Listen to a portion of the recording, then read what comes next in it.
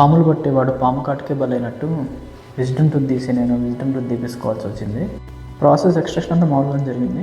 Extraction అయిపోయిన తర్వాత అసలు మాట కూడా మాట్లాడడానికి రాలేదు, పెదవి కూడా కదలట్లేదు, అంత దారుణంగా అయిపోయిందనమాట.